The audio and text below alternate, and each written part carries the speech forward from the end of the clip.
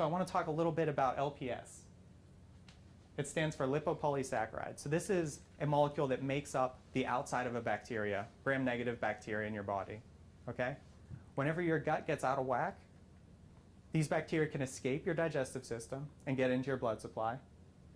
Whenever your gut gets damaged and, ravaged by antibiotics, these bacteria can overgrow and escape into your body, and they cause systemic inflammation. They make your joints hurt. They make your back hurt. Anywhere you have aches and pains, you can contribute that inflammation to some of this. It's not just those aches and pains where you're having that inflammation. It's your whole body.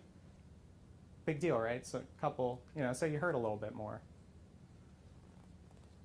So one of the things people don't think about is, what about your brain?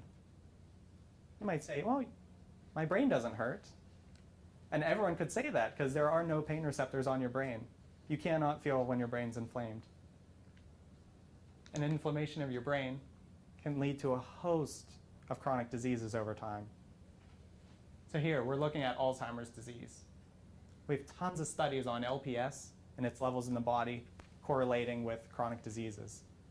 So here you can see the healthy controls have a fairly low level of LPS, and the Alzheimer's have about 4 times, 5 times as much LPS in their system.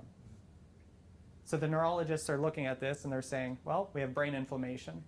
This is causing inflammation between our neurons in our brain, and it's causing these plaques to build up.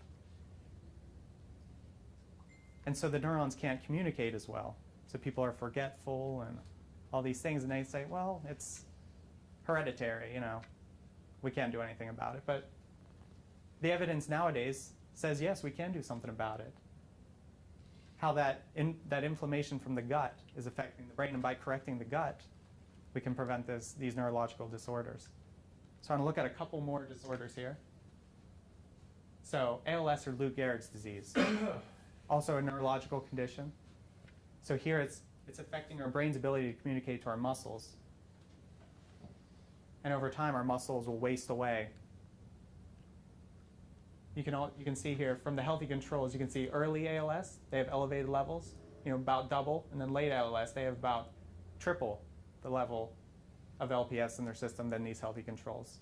And these healthy controls in these cases, that doesn't mean they're healthy. It just means they don't have the disease.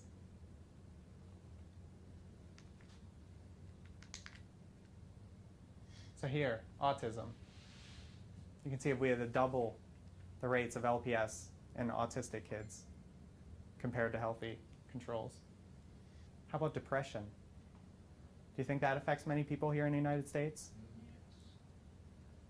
So here, in this study, we're looking at LPS antibodies. So these are actual chemicals your body makes to fight off these bacteria that have escaped into your system. So you can see the controls have 0, and those with major depression are showing many more. So you might be thinking, how is it that gut inflammation can cause depression? Has anyone ever heard of serotonin? Yeah? So serotonin it's a happiness neurotransmitter. Okay? 90% of the serotonin in your body is made right here in your gut. And when your gut's out of whack, your body can't produce the serotonin to make you feel well, to give you that feeling of well-being.